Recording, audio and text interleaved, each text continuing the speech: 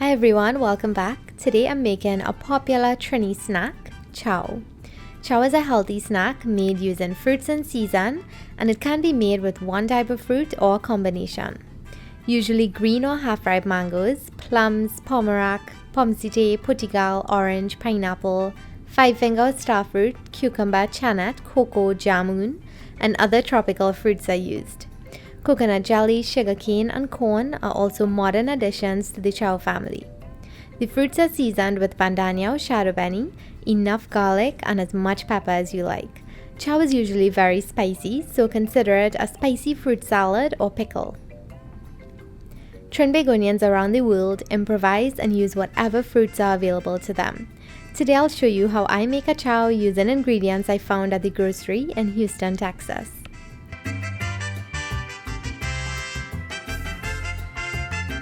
I'm using chanat or guinep, pineapple, mango, dragon fruit, strawberries, cotton candy grapes, cherries, and blood oranges. I also have seasoning ingredients as well as a lemon. You can use any type of fruits that you like. I also love using lychee, rambutan, nectarines, peaches, and American plums.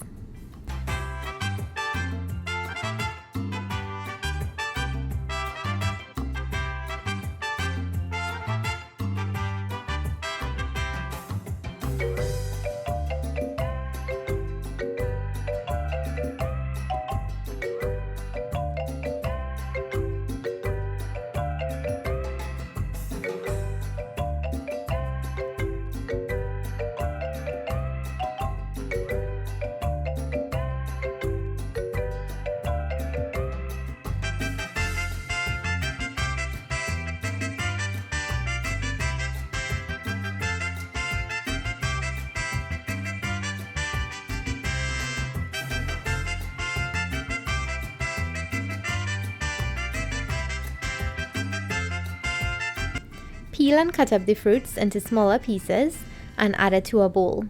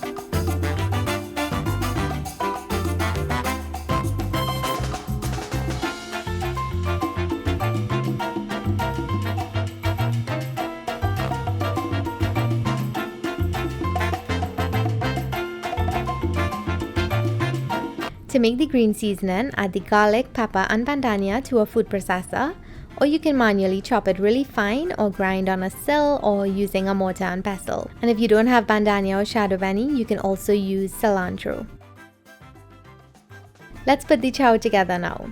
Add some lemon juice, and this is optional, but it prevents the fruits from oxidizing, and it also enhances the flavor of the fruits. Add some green seasoning and salt and mix well.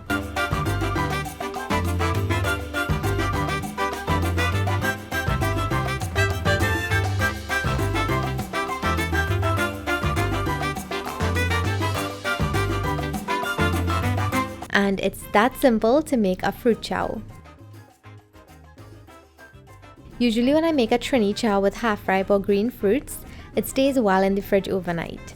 If you use soft or really ripe fruits like strawberries, I don't recommend leaving it to sit overnight because it gets really soggy. One of my favorite traditions was placing the chow bowl in the sun to soak. Sunlight actually provides the warmth for good bacteria to ferment the ingredients and to produce lactic acid, which gives the chow a tangy taste and also prevents it from spoiling quickly. The first time I learned to make mango chow, I was observing my mom's cousin Sunil. He makes chow like I do, but he also adds some sugar and ketchup. I know it's unconventional, but it does add a lovely flavor and a delightful thick sauce to the chow. It almost has a Trini oyster sauce taste. Thank you so much for watching. As you can see, chow is so easy to make and it's a very healthy snack. If you enjoyed the video, give it a big thumbs up, share your thoughts in the comments, and let me know what is your favorite type of chow. Subscribe if you haven't already and ring the bell to stay updated. Thank you again for being here in the kitchen with me. Stay safe and healthy. Bye! So, Adrian is helping me pick some Janet right now. So we got one branch. Adrian says that you usually pick out the whole branch instead of just picking the fruits by themselves. That's why you see when you buy them, they are on the branch still. Hey, make sure that has not, you know. It doesn't. Are you watching it?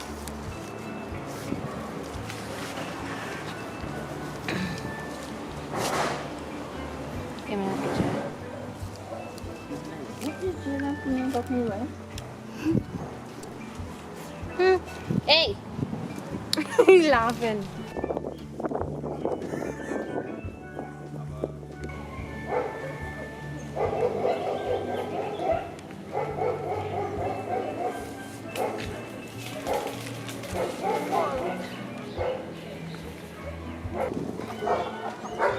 I got next to the jamun.